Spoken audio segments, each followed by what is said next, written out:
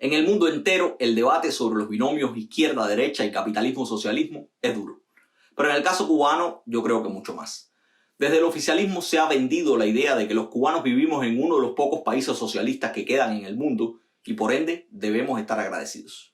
Eso condiciona polarizaciones en el debate público donde pululan comentarios como quienes no comulgan con el socialismo cubano son mercenarios que buscan el restablecimiento del capitalismo feroz en Cuba. O por otra parte, quienes no llaman las cosas por su nombre son zurdos que le lavan la cara al castrismo. ¡Comunista! Lo más interesante de este escenario es que mientras muchos se debaten en discusiones ideológicas que son intrascendentes para otro montón de personas, en la situación cubana actual, el sistema cubano da muestras de su capacidad de mutar y jugar cómodamente con los argumentos ideológicos. Para evaluar la pertinencia de esas discusiones hay que dejar algo muy claro. Lo que mueve actualmente al régimen cubano ya no es una ideología determinada. Es el deseo de mantener a toda costa los privilegios de la clase burocrática y de las familias de quienes originalmente dieron lugar a ese poder mediante la lucha armada y la eliminación de toda su competencia política. La clase burocrática y familiar que hoy dirige Cuba no es más que la sustituta de la que otrora gobernara el país antes de 1959. Es tan real la sustitución de una clase por otra que la nueva clase vive en las mismas mansiones y barrios de la antigua clase. Solo hay que llegarse al barrio de Siboney y mirar quiénes son los que viven allí hoy. Siboney,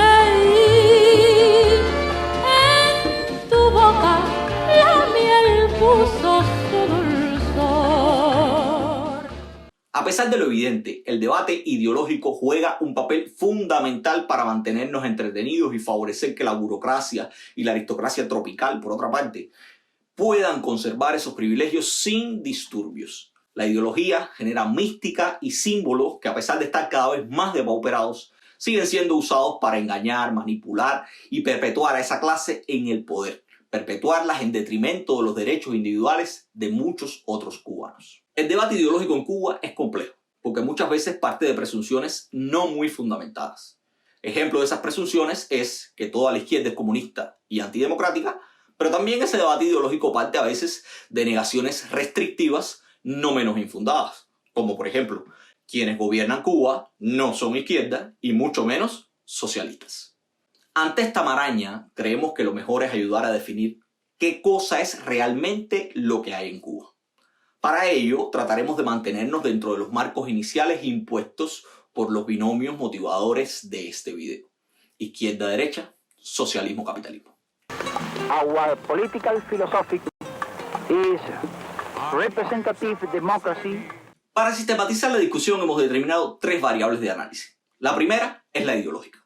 Desde una variable ideológica no puede negarse que el modelo cubano es un modelo ligado a la izquierda.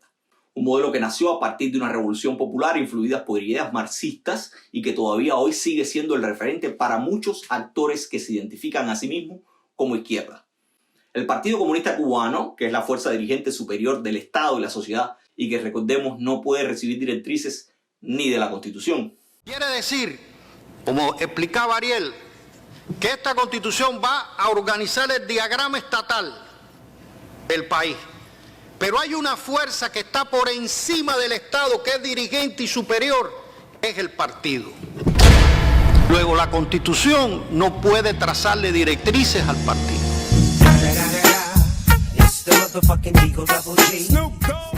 Pues ese mismo Partido Comunista forma parte del Foro de Sao Paulo. El Foro de Sao Paulo es una plataforma que reúne partidos y grupos políticos de izquierda de Latinoamérica. Fue fundado por el Partido de los Trabajadores de Brasil en Sao Paulo en el año 1990 y, de acuerdo con sus fundadores, el foro fue constituido para reunir esfuerzos de los partidos y movimientos de izquierda para debatir sobre el escenario internacional posterior a la caída del muro de Berlín. Tiene como objetivo declarado combatir las consecuencias del neoliberalismo en los países de Latinoamérica y el Caribe. Incluso el hijo más cool del Foro de Sao Paulo, el Grupo de Puebla, que ha intentado separarse de la discusión izquierda-derecha y sus miembros se han llamado a sí mismos progresistas, ha celebrado y apoyado la gestión de Miguel Mario y de Díaz-Canel Bermúdez, incluso ante la peor crisis política que ha vivido Cuba. Dentro de los miembros fundadores del Grupo de Puebla se encuentran políticos e intelectuales latinoamericanos y europeos de la talla de Rafael Correa, Luis Arce, Luis Ignacio Lula da Silva o el expresidente español José Luis Rodríguez Zapatero. Entonces, a la ideología apliquémosle la lógica. Si el modelo cubano tiene su origen en la ideología marxista-leninista, que es una ideología considerada de izquierda, si quienes gobiernan en Cuba se siguen reconociendo a sí mismos como izquierda, pero si al mismo tiempo son reconocidos, validados, defendidos y considerados socios por alguna de las fuerzas políticas más relevantes de la izquierda mundial, como diría mi profesor de matemática, LQQD, ideológicamente hablando, el modelo cubano y la fuerza que lo dirige son izquierda, y dice practicar el socialismo marxista-leninista.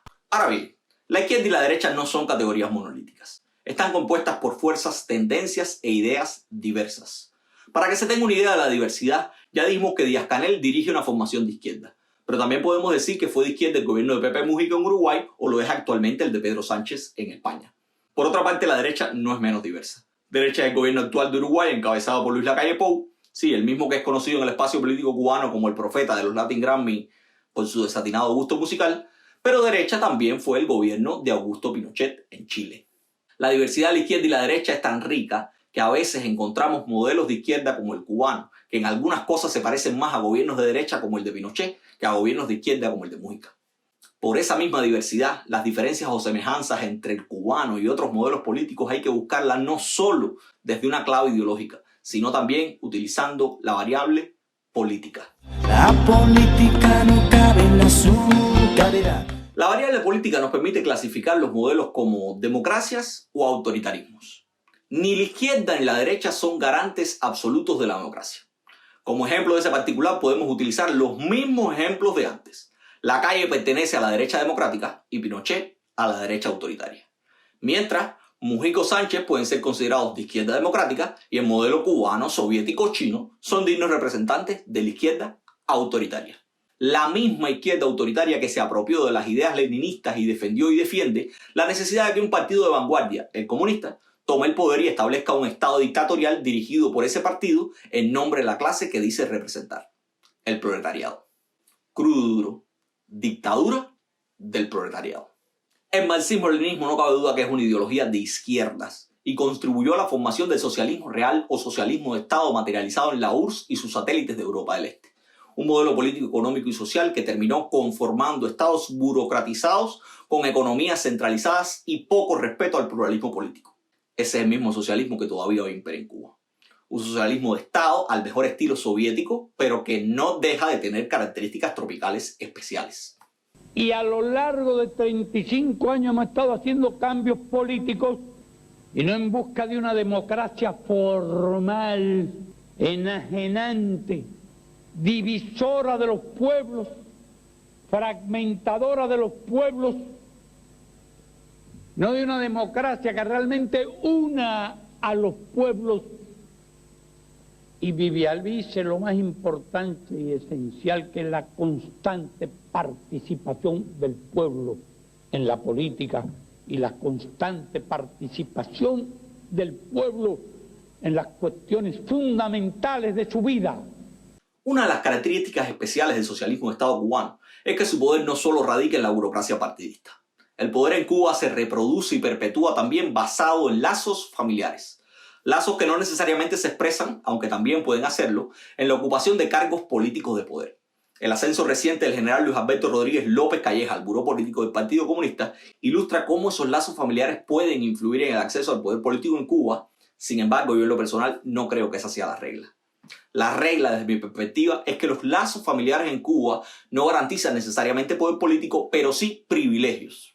Privilegios como la participación segura y sin interferencia en sectores económicos estratégicos o en los incipientes espacios de mercado tolerados por el poder, o simplemente los privilegios que le permiten disfrutar de dineros y comodidades de no muy clara procedencia. Papi, miren lo que tocan, papi. Porque tú sabes, nosotros somos sencillos, pero de vez en cuando hay que sacar estos jugueticos que tenemos en casa, ¿me entiendes? Graba para adelante, mami, para que vean cómo esto se come en la carretera. Graba aquí la uva. Parece que el motor es V6, papi, ¿no? Mira qué rico eso como a 1.40, caballero. Esto cosa gorda, mi gente. A que no se equivoquen. Esa situación ha propiciado que a la par de los burócratas haya crecido una generación nueva de gente privilegiada, con poder económico. Una generación cuyos rostros se desconocen en su mayoría, pero que todos los cubanos saben que conforman una nueva clase que disfruta de prebendas ni peregrinamente soñadas por quienes salieron a protestar a la calle el 11 y el 12 de julio del 2021. Por medio de sus redes sociales se pueden ver imágenes de sus costosos viajes a destinos como París y España, además fotos en sitios turísticos y lujosos de Cuba. A pesar de que sus caras no son muy conocidas, el pueblo cubano sabe también que los nuevos privilegiados son los herederos y herederas de los miembros de la llamada generación histórica que hizo la revolución o de los burócratas en los que estos depositaron su confianza. En resumen, de acuerdo con la variable política, el modelo cubano puede ser catalogado como autoritario, totalitario. Puede decirse además que su poder se reproduce no solo a través de la burocracia, sino también a través de los lazos familiares que garantizan privilegios. La mención de los hijos e hijas de papá, como decimos los cubanos, nos permite entrar a analizar otra variable, la economía política. Sobre todo, desde sectores que se reconocen de izquierda, se repite con mucha frecuencia la idea siguiente. El modelo cubano no es socialismo, es capitalismo de Estado. Esta es una afirmación discutible por varias razones. La primera es que el hecho de que el modelo cubano pueda considerarse como capitalismo de Estado no niega necesariamente que también pueda ser considerado un modelo socialista autoritario. Capitalismo de Estado es un concepto que tiene muchos significados, pero mayoritariamente es entendido como un modelo económico en el que el Estado lleva a cabo una actividad económica importante en la cual comparte con otros actores la propiedad y gestión sobre los medios de producción. Además, en el capitalismo de Estado el gobierno participa en la regulación y el control de la economía. Para que se tenga una idea más clara, Dinamarca, Noruega y Suecia son considerados por muchos como capitalismos de Estado. Los que lo aseguran utilizan ejemplos como el hecho de que el Estado noruego tiene participaciones en la propiedad de muchas de las compañías más grandes del país y opera además un fondo soberano denominado Fondo de Pensiones del Gobierno de Noruega, con ese fondo invertido en al menos 9.000 empresas en ese país y alrededor del mundo. Las inversiones del gobierno de Noruega abarcan 73 países y empresas tan destacadas como Apple, Nestlé y Microsoft. I like to move it, move it. I like to move it, move it. You like to move it. Ciertamente algunos de los rasgos de los modelos considerados como capitalismos de Estado pueden aplicarse al cubano. Podemos decir, por ejemplo, que el Estado cubano regula y controla el mercado interno y externo, comparte espacios con actores económicos privados a través de la inversión extranjera y también, aunque con notables dilaciones e insuficiencias, con el limitado capital privado nacional. Sin embargo, esos elementos comunes no son suficientes para catalogar como capitalismo de Estado a un modelo cuyas referencias originarias y actuales están más cercanas al socialismo de Estado de tipo soviético. A pesar de existir actores privados en Cuba, su influencia y crecimiento es muy limitado. Entre otras cosas por la decisión del propio Estado. Los medios fundamentales de producción en Cuba son estatales. El Estado controla el grueso de la economía y las inversiones de forma centralizada. Sigue apostando también por la empresa estatal socialista como base y principal actor de la economía cubana, a pesar de sus recurrentes perfeccionamientos insatisfactorios. Insatisfactorios, en tanto las cifras oficiales aseguran que al cierre de 2021 el 30% de las empresas estatales cubanas generaban más pérdidas que ganancias. Pérdidas que no se deben solo a las sanciones económicas que impone el gobierno de los Estados Unidos contra Cuba, sino que derivan de la esencia misma del modelo cubano. Un modelo que ha llegado a apostar por lo mismo que teóricamente eliminó la revolución, la monoindustria. Un modelo que apuesta por un plan de desarrollo que pone su mira únicamente en el turismo. Un sector controlado además por burócratas conectados con la familia Castro. La apuesta por ese modelo de desarrollo se hace además en detrimento de las inversiones y garantías sociales que el propio modelo sigue diciendo que son el resultado de la implementación del socialismo. Para que tengan una idea, no fue la administración Biden ni la de Trump con sus 243 medidas las que en medio de un déficit de producción alimentaria persistente que obliga al país a importar el 80% de la comida que consumen los cubanos, decidieron venderle insumos a los campesinos en moneda libremente convertible al mismo tiempo que le compraban sus producciones en moneda nacional. Tampoco fueron las administraciones norteamericanas las que invirtieron 19 veces más en infraestructura inmobiliaria que en agricultura en el primer trimestre del 2021. Ni fueron las administraciones norteamericanas o sus sanciones las que obligaron al gobierno cubano a invertir 366 veces más en servicios empresariales, actividades inmobiliarias y de alquiler que en educación en igual periodo del propio año 2021. No fueron las sanciones norteamericanas las que condicionaron que los gobernantes cubanos invirtieran en el mismo periodo de enero a marzo del 2021 aproximadamente 157 veces más en la construcción de hoteles que lo que invirtieron en salud y asistencia social. Esas decisiones de inversión parecen propias del capitalismo más salvaje, como dirían en el noticiero. Sobre todo si se tiene en cuenta que fueron tomadas justo en medio de una pandemia mundial que bloqueó la llegada de turistas al país y generó entre los meses de mayo y agosto del 2021 una crisis sanitaria que costó miles de muertes de cubanos. Muertes que se produjeron en muchos casos por la falta de instalaciones, insumos y recursos básicos como el oxígeno.